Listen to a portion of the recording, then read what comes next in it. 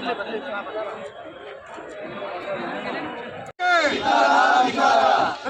BJP ಕೇಂದ್ರ ಸರ್ಕಾರಕ್ಕೆ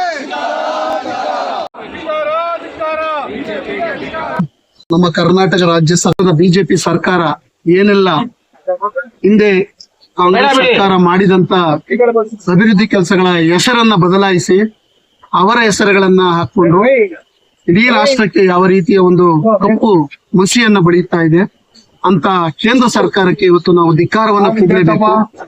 ನರೇಂದ್ರ ಮೋದಿ ಅಂತ ಮತ್ತು ಅಮಿತ್ ಶಾ ಅಂತ ಅವರ ನೇತೃತ್ವದ ಬಿಜೆಪಿಯ ಕೇಂದ್ರ ಸರ್ಕಾರ ದುರಾಡಳಿತವನ್ನ ನಡೆಸ್ತಾ ನರೇಂದ್ರ ಮೋದಿಯವರೇ ಏನು ಸರ್ದಾರ್ ವಲ್ಲಭಾಯ್ ಪಟೇಲ್ ರವರ ಹೆಸರಿನಲ್ಲಿದ್ದಂತ ಆಟದ ಮೈದಾನವನ್ನ ಅವರ ಹೆಸರಿಗೆ ಬದಲಾಯಿಸಿಕೊಳ್ಳುವಂತ ಕೆಲಸವನ್ನ ಮಾಡಿ ಇವತ್ತು ನಮ್ಮ ರಾಷ್ಟ್ರಕ್ಕೆ ಸ್ವಾತಂತ್ರ್ಯವನ್ನ ತಂದು ಕೊಟ್ಟಂತ ಆ ಮಹಾತ್ಮನ ಹೆಸರನ್ನೇ ಬದಲಾಯಿಸುವಂತ ಏನು ಒಂದು ಗೂಡ್ಸೆಯ ಸಂತತಿಯನ್ನ ಒತ್ತಿರ್ತಕ್ಕಂತ ನರೇಂದ್ರ ಮೋದಿಯವರಿಗೆ ಮತ್ತು ಅಮಿತ್ ಶಾ ಅವರಿಗೆ ನಮ್ಮ ಧಿಕ್ಕಾರವನ್ನ ಹೇಳಲಿಕ್ಕೆ ಇವತ್ತು ಅವರ ವಿರುದ್ಧ ಪ್ರತಿಭಟನೆಯನ್ನ ಮಾಡ್ಲಿಕ್ಕೆ ಇವತ್ತು ನಾವೆಲ್ಲ ಯುವ ಕಾಂಗ್ರೆಸ್ ಇರ್ಬೋದು, ಮಹಿಳಾ ಘಟಕಗಳಿರ್ಬೋದು, ಕಾಂಗ್ರೆಸ್ ಪಕ್ಷ ಇರ್ಬೋದು, ಎಲ್ಲ ನಮ್ಮ ಪಕ್ಷದ ಮುಂಚೂಣಿ ಘಟಕಗಳ ಎಲ್ಲ ತಂಡಗಳು ಇವತ್ತು ನಮ್ಮ ಕರ್ನಾಟಕ ಪ್ರದೇಶ ಕಾಂಗ್ರೆಸ್ ಸಮಿತಿ ಏನು ಕರೆಯನ್ನ ಕೊಟ್ಟಿದೆ ಆ ಕರೆಗೆ ಹೋಗೊಟ್ಟು ನಾವು ಬಂದಿದ್ದೇವೆ. ಆದ್ರೆ ಇಂಥ ಒಂದು ಹಿಟ್ಲರ್ ಸಂಸ್ಕೃತಿ ನಮ್ಮ ರಾಷ್ಟ್ರಕ್ಕೆ ಬೇಕಾಗಿಲ್ಲ. ಯಾಕೆಂದ್ರೆ ಇವರು ಬೇರೆಯ ಒಂದು ಕಾರ್ಯಕ್ರಮವನ್ನು ತಂದು ಆ ಕಾರ್ಯಕ್ರಮಕ್ಕೆ ಏನಾದ್ರೂ ಹೆಸರಿಟ್ಟಿದ್ರೆ ಆಗ ನಾವು ಹೇಳ್ಬೋದಿತ್ತು, ಮೆಚ್ಚಬಹುದಿತ್ತು.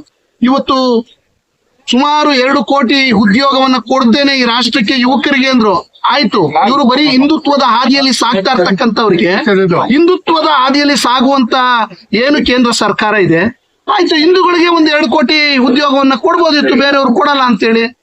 ಹಿಂದೂಗಳಿಗೆ 4 ಜನಕ್ಕೆ ಉದ್ಯೋಗವನ್ನ ಕೊಡದೇ ಇರ್ತಕ್ಕಂತ ಈ ದುಷ್ಟ ಸರ್ಕಾರ ಇನ್ನು ಈ ರಾಷ್ಟ್ರವನ್ನ ಯಾವ ರೀತಿ ನಡೆಸ್ತದೆ ಅಂದ್ರೆ ವೋಟ್ ಚೋರಿಯ ಮುಖಾಂತರ, ಮತಯಂತ್ರವನ್ನ ಕಸಿಯುವುದರ ಮುಖಾಂತರ, ಮತಗಳನ್ನ ಕಸಿಯುವುದರ ಮುಖಾಂತರ ಇವತ್ತು ಈ ರಾಷ್ಟ್ರದ ಜನರಿಗೆ ಮೋಸವನ್ನ ಮಾಡ್ತಾ ಇದಾರೆ.